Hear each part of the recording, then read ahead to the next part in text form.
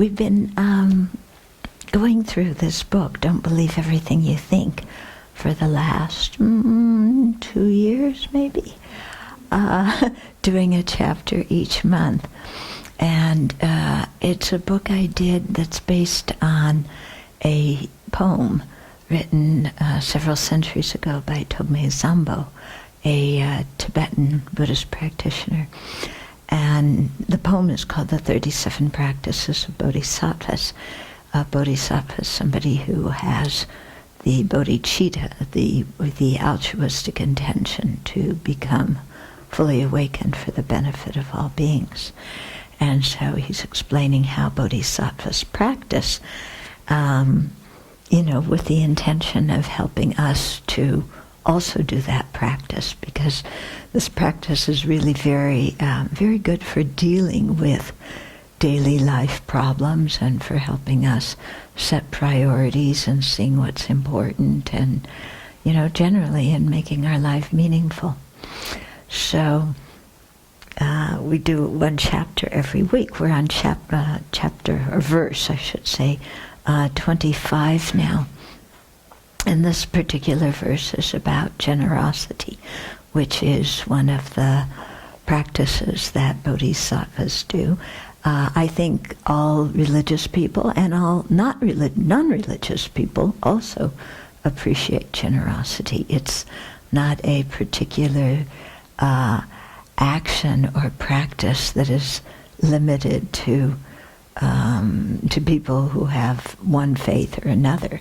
I mean, just for us to survive in society, we need to be generous. We need to be supportive. And I think it's a quality that everybody appreciates. We appreciate it. Doing it is sometimes can be challenging. Okay, so let me just read the verse, and then I'll talk a little bit about what generosity means. Okay, so he says, when those who want awakening must give even their body, there's no need to mention external things. Therefore, without hope for return or any fruition, give generously. This is the practice of bodhisattvas. So we hear the beginning, when those who want awakening must give even their body. Wait a minute. I'm not there yet. How come that's in the first sentence, I'm giving up my body? So here, what they're talking about is people who are quite high on the path, who, because of their spiritual realizations, their deep understanding of the nature of reality, their deep compassion and altruistic intention, for those people, giving their body is like giving somebody an apple. It's not a big deal. Yeah. For the rest of us who aren't at that level, it's not recommending that we go and give away our body after this teaching. It's, it's just saying kind of, okay, if you look in the future, what we want to aim for is to loosen this clinging attachment to our body, so much so that, if we need to ever give it away, we can do that without any feeling of hesitation. And here I think of what this man did. Do you remember right before the first inauguration of Obama's term, there was one man who was in, I think it was in New York or maybe Washington subway, and a child had fallen onto the subway tracks. Do you remember this? And this man was standing at the side, and in a flash, he didn't give it 1 second thought. He jumped onto the tracks, lay on top of the child, squished the child down so that the train went over both of them, and then they came out alive the other end. I mean, it was astounding. And I thought of this man, wow, look what he did. He didn't even think about himself. His concern was only for that child. Yeah? And so I think of that as, he was ready to give his body for the benefit of somebody else. And he certainly wasn't expecting what it says here, return, or any fruition. They wound up inviting him to the, what was it, the inauguration? Yeah? Yeah. So they invited him, but he certainly at that moment wasn't thinking, well, if I do this, then I'll be famous and they'll invite me to the inauguration. I'll get to meet the president. This was not in his mind. It was just, whoa, somebody needs help. I'm doing it. Yeah. I was so touched by that. So they're saying, okay, just keep it in mind for the future. But the second line is more practical. Okay, so if we need to give away our body eventually, then there's no need to mention external things. So, okay, external things, that's a little bit easier to give away. Yeah, I can pass the catch up to somebody. I can share my lunch with somebody. I can give a donation to a charity.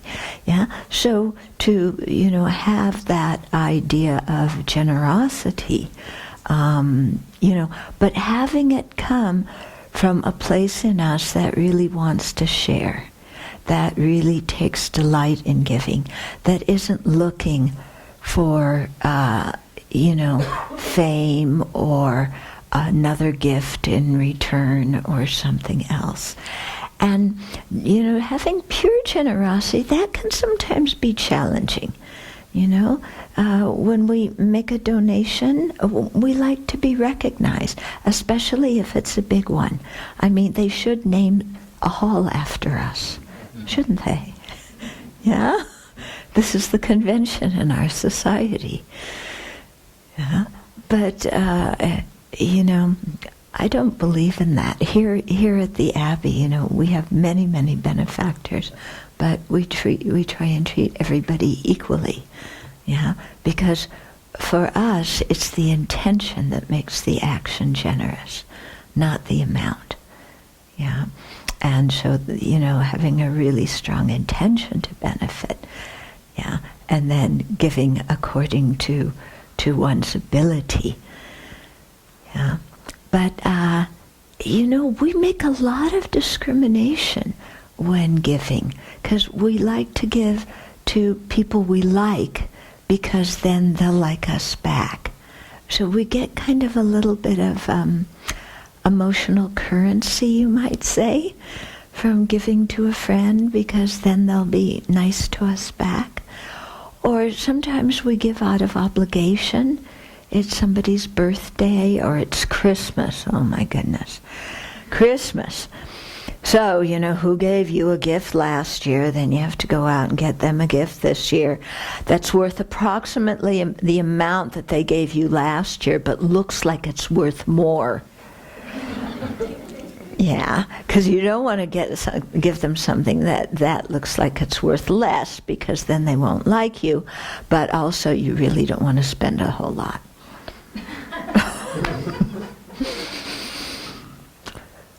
Or am I just talking about my family? Does that happen with any of you? Yeah, but so often, we give out of this feeling of obligation. We don't have much joy in it. Yeah, oh, it's somebody's birthday, I better get them a present. Instead of, wow, here's somebody, I'm so glad they're alive, I want to celebrate with them. Yeah. So sometimes, our generosity may start out as, some kind of obligation or have to or social responsibility. But the thing is, even if it starts like that, we can change our motivation for doing it. We notice, okay, my motivation isn't so good.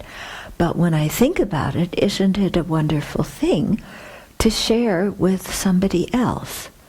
Yeah, and then have that intention, may I express my love and compassion for somebody through this gift, and may they receive that love and compassion that I'm giving as symbolized by the gift. And may my reward be just the happiness I feel in giving, whether they like it, the gift, or not. You know, I find it so interesting how we're very attached to people liking our gift, as if they didn't like it, you know, or it wasn't useful to them, then that means we're a bad person, or they don't appreciate us. Whereas somebody else not being able to use our gift or not liking it, it doesn't have any of those meanings in it, inherently in it. It's just, you know, maybe it's not what they care for, or you know, not what's practical for them. But it doesn't mean we're bad in any way. So our mind that says, okay, when I give something, you know, they have to show their appreciation and how much they love the gift. You know, and we expect that back. And if we don't get it, then we feel kind of like, well, my gift was wasted. But that's showing that we weren't really giving, were we? We were kind of doing, it's some kind of like an emotional business, isn't it? I give you a gift and then you make me feel good in return. Or, you know, you give me a gift and I feel good. And then, you know, I have to, like, thank you so much afterwards, even if I didn't like it. You know, and I think this kind of way of thinking really pollutes our giving, instead of going back to just the basic raw feeling of, isn't it wonderful to share? And isn't it wonderful to see somebody else happy? And even if they don't like the gift and they give it away, that's okay. Because my joy was in the giving, and I completely gave it to them, so they can do with it whatever they want. Yeah? So then if somebody does give our gift away, we don't feel hurt. Yeah? Because sometimes, you know, do you get what I'm talking about? We're giving, but our mind has a whole lot of strings attached to the gift. And that really makes us quite unhappy. Yeah. My teacher quickly breaks us from that habit. And I apologize to the people who have been to teachings before. If I tell you the same stories you've heard before, you can have a nice nap during them. Okay.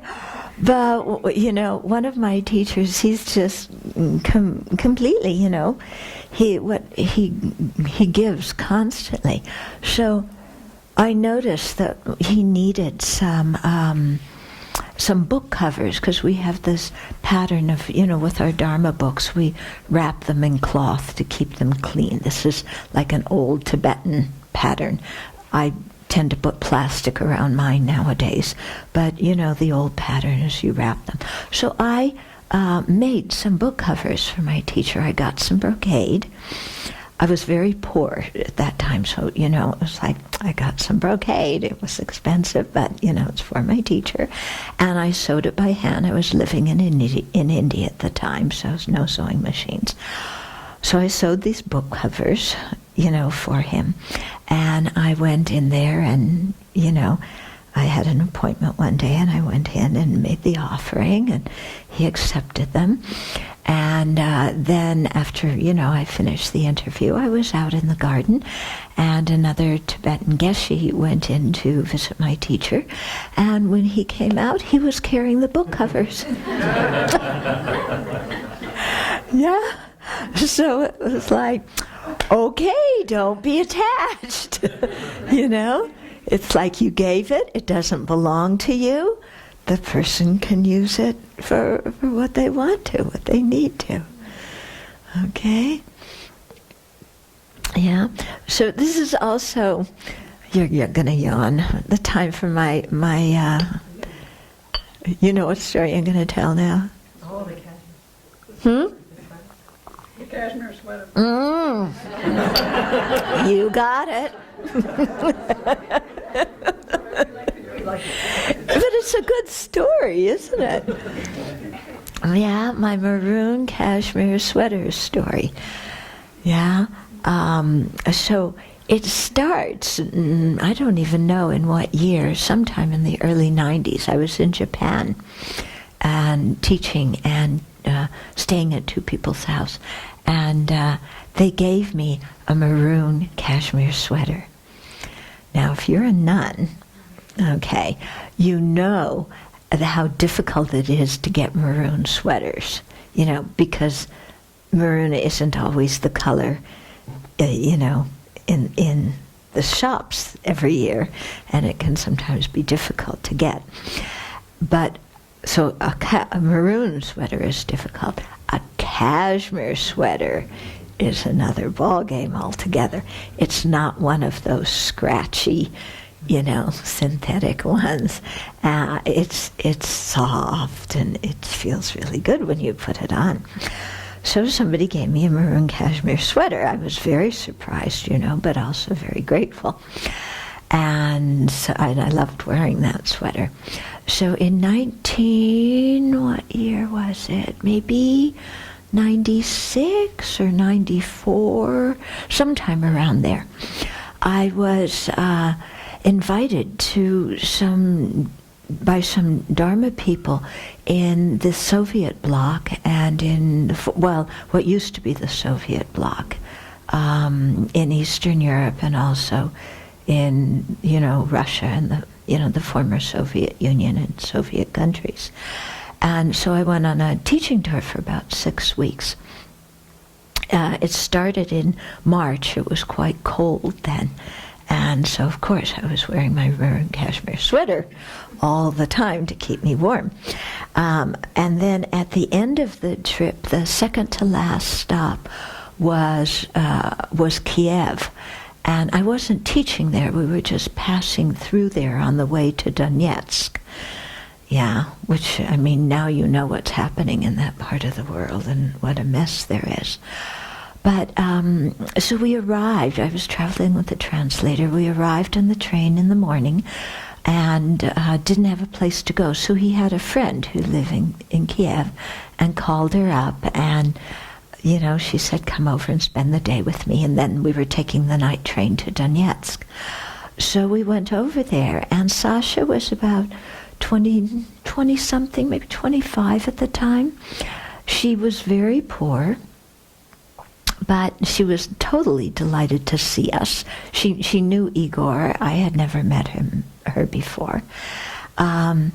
And we spent the day with her, and it was very nice. And she had clearly been saving some goodies for special guests.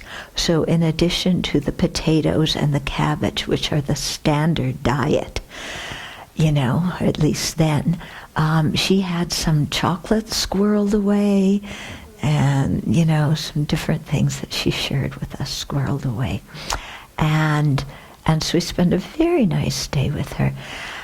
And then we were taking the train, the subway or the city train to get to the train station to take the train to Donetsk. And so we were standing in the train, and Igor and she were talking in Russian. And the idea popped into my head, oh, Sasha's the same size as you. You should give her your cashmere maroon sweater. And instantly my mind said, no.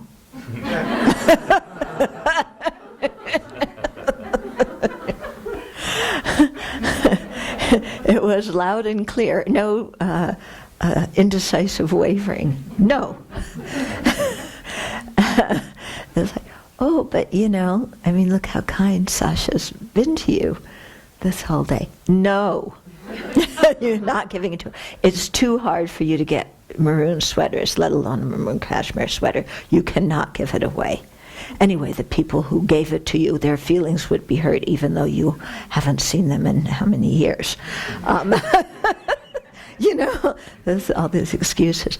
And then, then the other side saying, oh, but she's so generous. It's like, and here you are, you're a supposed Buddhist, been studying generosity for many years. Why can't you give her a sweater? No, come on, there's no way. She'd feel embarrassed. You know how the mind that makes excuses, all sorts of excuses. So they're chatting away in Russian, and I'm having a civil war. With, give her the sweater. No way. No, she won't like it. It's not the right color for her. You've worn it before, so you should give her something new, not something old. All these reasons why I shouldn't give it to her. And then the other side of me is getting more and more insistent, look, just, pull it out of the suitcase and give it to her.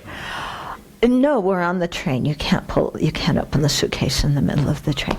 Then open the suitcase when we get to the train station. No, because we have to get on the train. I can't open the suitcase right there in the middle of the station.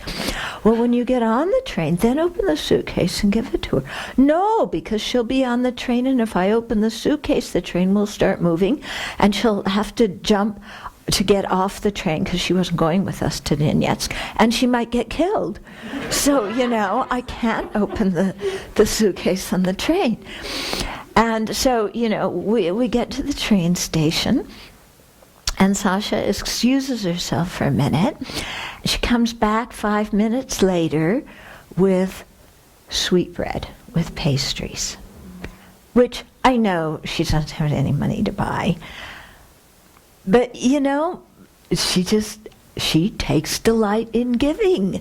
And she wanted us to have this for the trip.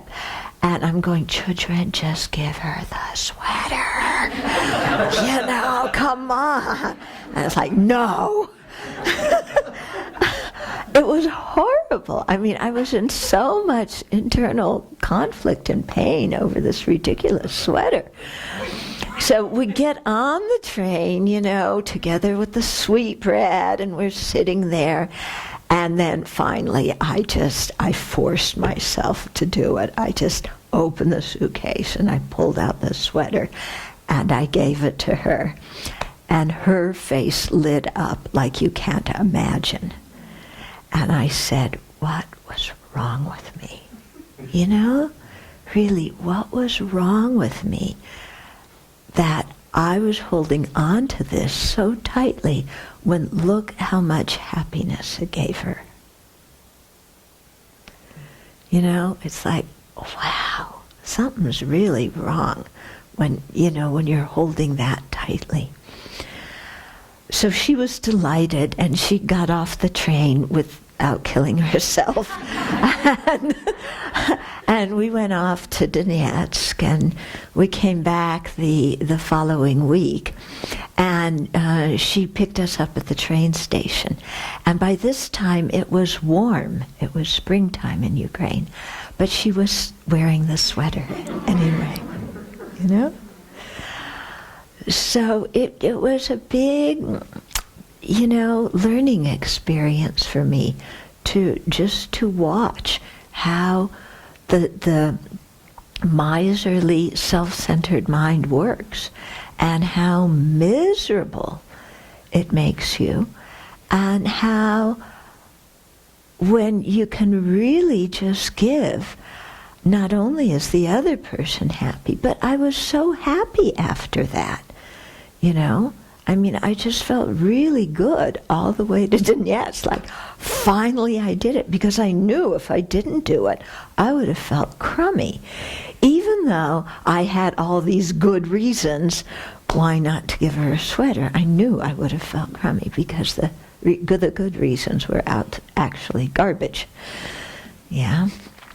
So, generosity is something that we need to make it so that it comes from the heart, and make just the act of giving something that we take delight in, without expecting any kind of return.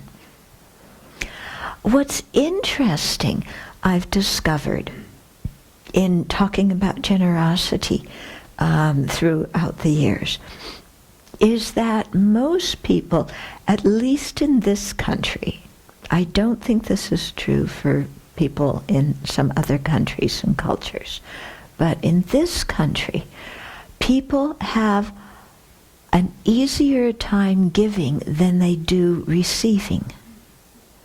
And I found a lot of people just saying, yeah, I like to give, but it's hard for me to receive.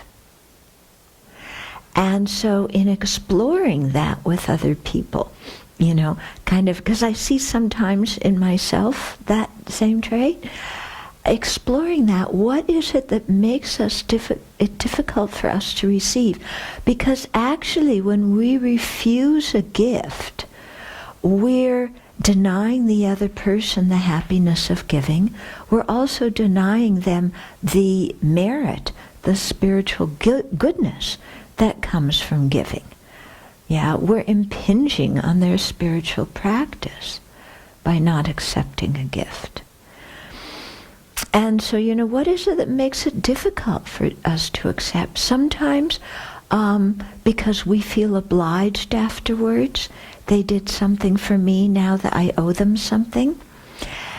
And that feeling of obligation is quite interesting because we usually feel that it's an expectation coming from the other person. That now that, they're giving me something, so now they expect me to do something back. Yeah, so I don't want to accept the gift because I don't want to have the obligation. But we don't really know if that's their motivation or not.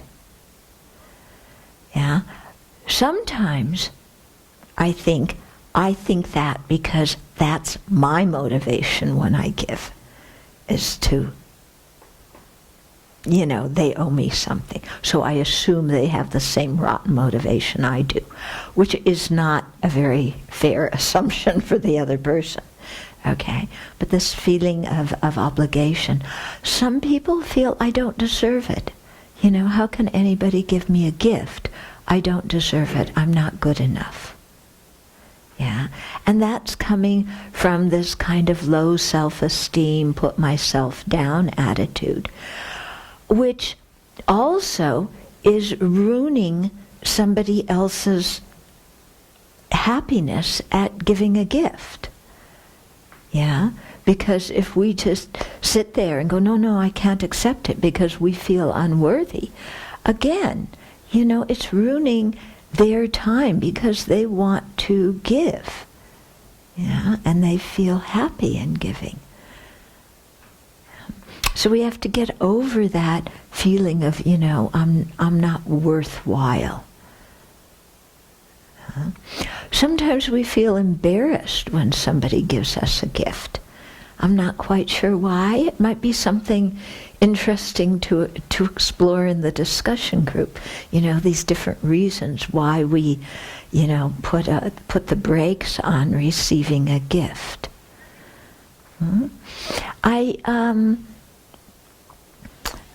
One time I was, somebody had given me a gift, and I had realized that I had been hinting for it, and so I didn't feel right in accepting it, and so I said no thank you. And one of my teachers was there at the time, and he said, "You accept the gift." And I said, "But I had a rotten motivation." He said, "You change your motivation." Yeah. Throw your rotten motivation out the door. Change your motivation. Because somebody wants to give and you're making it impossible for them. Another time, somebody had given me her watch, and I knew it was somebody who didn't have very much. I felt funny accepting it. So I thought, oh, well, this other teacher told me that I should accept, if somebody gives me something. But I'm not sure about this. So I think I returned the watch to her. And I asked one of my teachers afterwards, and he said, if you think somebody's going to suffer from giving you the gift, then it's okay to refuse it. Now what I do, okay, which has worked out very well when I think somebody is giving beyond their capability, such that they're gonna experience difficulty afterwards, is I say, thank you very much, I accept it, it's a beautiful gift, and you create merit offering it, and now I want to offer it back to you because I want to create merit too. And that makes actually for a very nice exchange, you know, because sometimes I can see somebody's giving me something that's very precious to them, that they really value, and I appreciate the gift, but really I'd much rather they have it because it's more meaningful to them than it is to me. And so then I do this and I offer it back, saying what I did.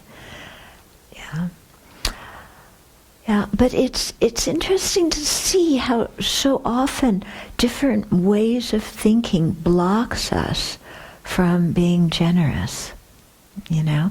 And it's all just thoughts in our mind that are by and large self-centered thoughts. Yeah, I don't want to feel obliged, or I do feel obliged. You know, who made up that whole idea of obligation? It didn't come from the other person, it came from us. Okay?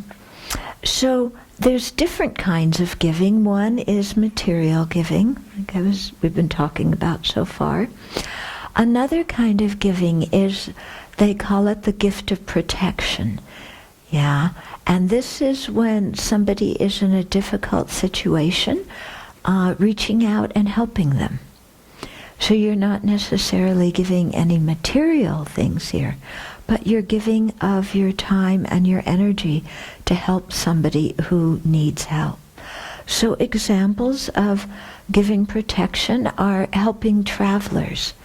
You know, when somebody is lost, then helping them find where they need to go, or they don't know, you know, where something is, and you help them find it.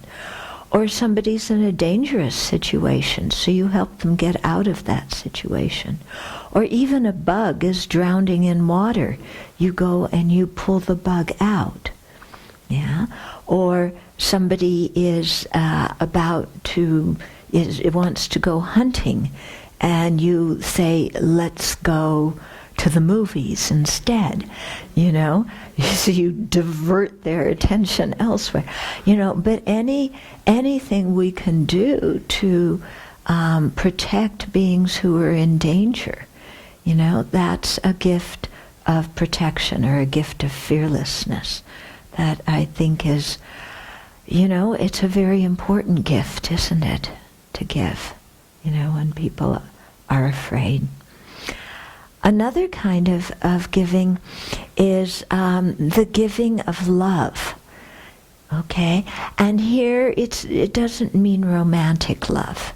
It isn't, you know, like, I love you, and here are the red roses and the white wine, and, you know, and so you're going to be mine, aren't you? I possess you, don't I?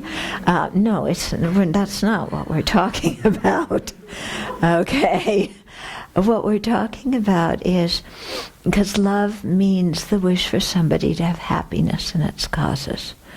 So, you know, when we see somebody who's maybe feeling a little bit down, then spending time with them, okay?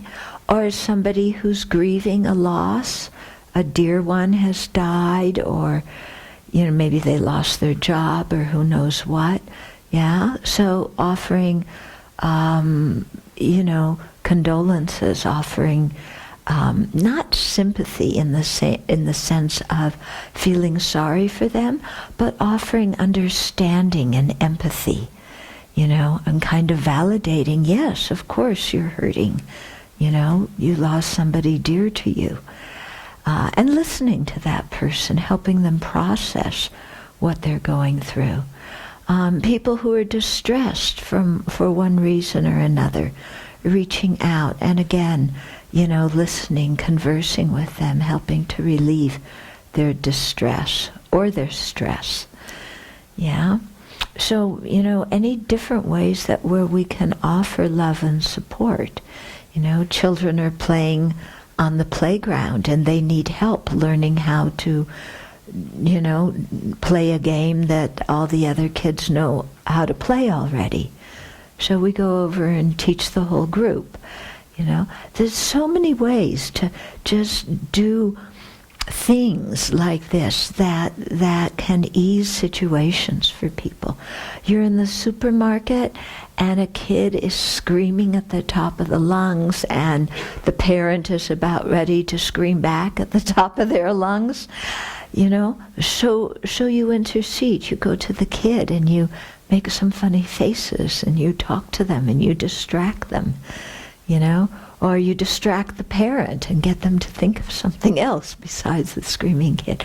There's different ways, just in very small ways, to show affection and consideration and be of benefit to people, whether they're strangers or whether they're people that we know. Okay, so the giving of love, the giving of encouragement. And then the fourth one is, so we have material and money, then protection, love, and then the fourth is called the giving of the Dharma, and that is being able to share the Buddha's teachings with others. So it could be teaching others or leading meditations, leading discussion groups, publicizing Dharma events, helping to produce Dharma books. Even when we're doing our daily practices or reciting mantras, say the verses and the mantras out loud so that the animals and insects in the area can hear them. Yeah, it's quite interesting to watch what happens. I mean, I've seen many times, like if I take a bug who I think is dead out of the water or out of something, and I say some mantra and blow on it, it'll start to wiggle again. It's really quite remarkable, And when we have teachings, often on Thursday and Friday nights in Ananda Hall, then we insist that the kiddies come. Yeah, so they get some Dharma imprints from hearing teachings. They have a nice nap through the teachings, but they listen to the teachings. They get some kind of imprint. Okay, so generosity is of many different kinds, but it's rooted in the taking delight in giving. Okay? So being generous doesn't mean we need to satisfy everybody's needs, because that's impossible. Sentient beings' needs are limitless. Yeah? So it's not about satisfying people's needs. It's about giving with an open heart and making a connection while giving. So it's very important to see the time of giving as a very special time. Okay? So let me tell you one story about this. When I was in Seattle at the center there, we were talking about generosity, and the topic came up about giving to people on the street. And so, I had talked about how important it is to give with respect, not just you're walking by somebody and you throw something, at them. So the next week, one man came and said he had been in Berkeley, California, which is loaded with people on the street. And there was one woman on the street, kind of clearly depressed about something. And he just had $1 with him, or $2, something like that. And he went up to her, and with both hands, he knelt down and he said, I don't have very much, but I want to give you this. And looked at her in the eye. And she started to cry. She said, nobody's ever treated me with respect like that. And for her, the act of somebody respecting her and reconnecting with her as a valuable person, kneeling, lowering himself, offering with both hands, making eye contact, to her, that was so much more valuable than the money. Because what she really needed was respect and human contact. Yeah? And I know with the prison work I do, that, the thing often that is most touching for the people I write to is just the fact that I've responded to their letter. Because sometimes they'll write back and say, I've written to 25 centers and you're the first one who's responded. Or I didn't think you would respond. I thought my letter was too insignificant. So just the fact of somebody saying, hey, you are a worthwhile human being and I'm paying attention to you, is often, an incredible gift to give to other people. We don't know sometimes the power of a gift when it's given, respectfully and sincerely, what it can do for somebody. Yeah. So, we have a few minutes for questions and comments. Maybe somebody else has some giving stories that they want to tell.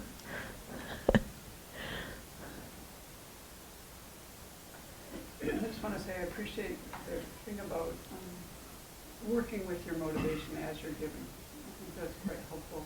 Mm. You just feel like it's not like whatever it is what it is, but that you can adjust if you see that you're not, happy with what your mind's doing or something. Yeah, if you're not happy with your mind, change it. Mm.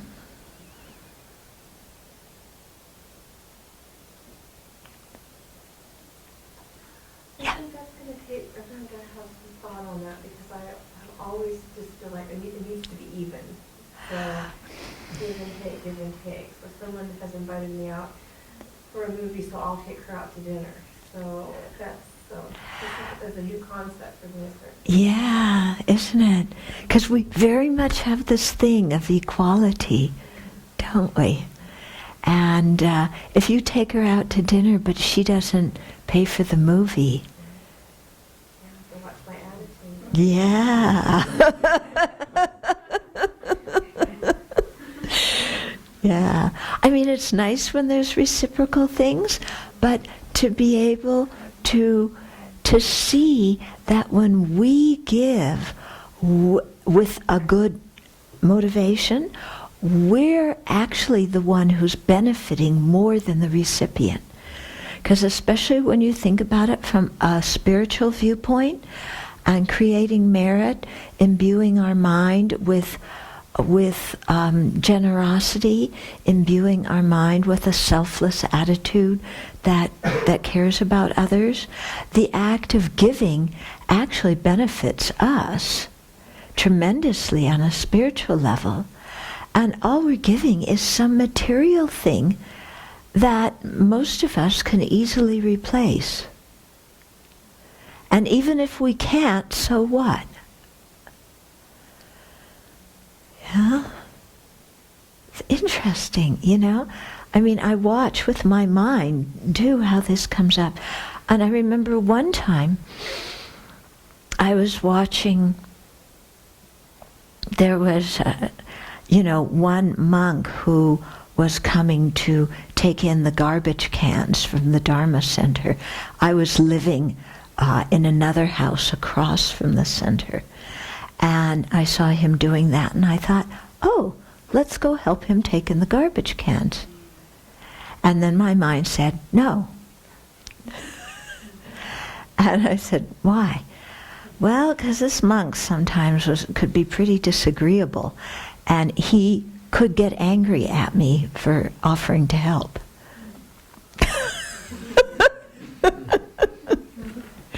because once before he had gotten angry at me when I had offered to help. This was about another incident.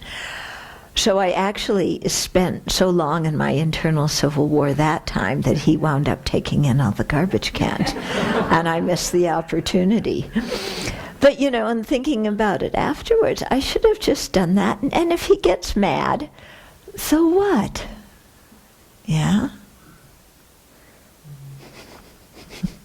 Mm-hmm. When I was teaching school, we would have the kids in grade 4 read to the kids in grade 1. Mm-hmm. And eventually the grade 1 kids were reading to the grade 4 kids. And so at Christmas time, they would draw names and they'd get the gifts for each other. And this happened many years in a row. So they'd get the gifts at Christmas, they'd rip open the gifts, sort of like, and then they'd go back to reading the books. And so what they valued the most was spending time with their reading buddies. Yeah. It was like, we'll finish with that. Yeah, interesting, isn't it? You know, because it's the connection that matters so much. Yeah, when there's a gift. Mm-hmm. Mm-hmm. So I work as an empowerment manager, and one of our tenants is the city Needleman and her mother, and they're both women, they wear the job.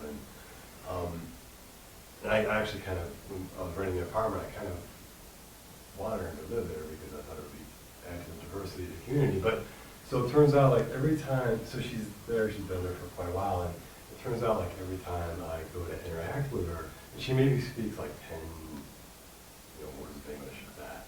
Mm-hmm. And she's really just a wonderful person to be around. You can see the happiness in her eyes, and she kind of impresses the neighbors by, and she doesn't try to impress them, but she does by putting huge bags of groceries on her head and walking. So she's just a very sweet, kind of motherly figure, probably in her first. Anyway, so every time we interact, she's always like, don't even go there during lunch because she'll just throw a big plate of food in front of you and sit down. And so every time we interact, she's always giving me something. And sometimes it's just not expedient. And like her caseworker from where we live came and had some paperwork to give to me with her, and I went down to do that. And when I did, I was able to kind of make it clear to her kind of a broken English that, okay, just a cup of tea. That's it, please. And then I'll be on my way. Thank you so kindly. Mm-hmm. And so we had tea, and I left. I really kind of broken this, conversation. And I got up to leave, and she opened the refrigerator. She reached in, grabbed this huge pack of like corn dogs, and thrust it in my hands, and I'm like, but it's funny because I do end up feeling like, and of course when she comes over, I always give her offerings from my altar, whatever I can get. Uh-huh. I mean, but that what you were saying about feeling a little bit conflicted, about receiving, like I have, not always, but sometimes I do. Like I do feel, it does feel a little bit awkward to me. But she's such a kind woman. Yeah. Every time, Right. without fail. So, are you feeling awkward because you would like to reciprocate? Yeah. Yeah. So find a way to reciprocate without you can take in her trash can, or you don't have to give her something. You can do something around the place to help her out. Help her carry some of the heavy stuff so she doesn't, Yeah. But she clearly takes so much delight in giving that if you refused, she wouldn't take it well at all. Yeah. So accept gracefully and then find a way to fulfill your need to reciprocate. Yeah.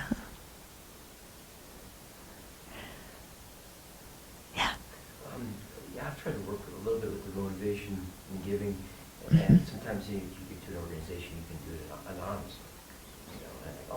That solves the problem. Because I'm doing it, they don't know who it is. I'm obviously not trying to look for anything in return. But then I thought it kind of takes away the ability for the people who are receiving to say thank you. Yeah. I didn't know if you had any thoughts. Yeah, I think that is going to depend a lot on your feeling. If you're feeling like, there's some tinge that I want to be recognized, then do it anonymously. But if you really feel like wait, this is a chance to make a nice connection, yeah, then, let them, don't give it anonymously and let them say thank you. Yeah? But if they don't say thank you in the way you think you deserve to be said thank you to.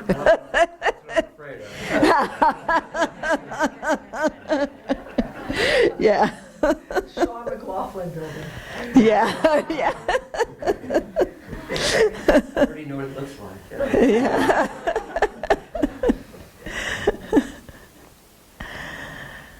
Anything else? Oh, let me just put one thing out there, because people often ask about giving to people on the street, If you think, whether somebody's on the street or not on the street, if, they're asking for money and they're going to use it for drugs or alcohol or something else like that, you say no. That's it. That's the biggest gift, is to not buy into somebody else's substance abuse and offer to take them to rehab, or detox instead, but don't give somebody something that's going to increase their substance abuse problem. But sometimes people say, well, what about people on the street? I don't know exactly how they're going to use the money, Then give them food.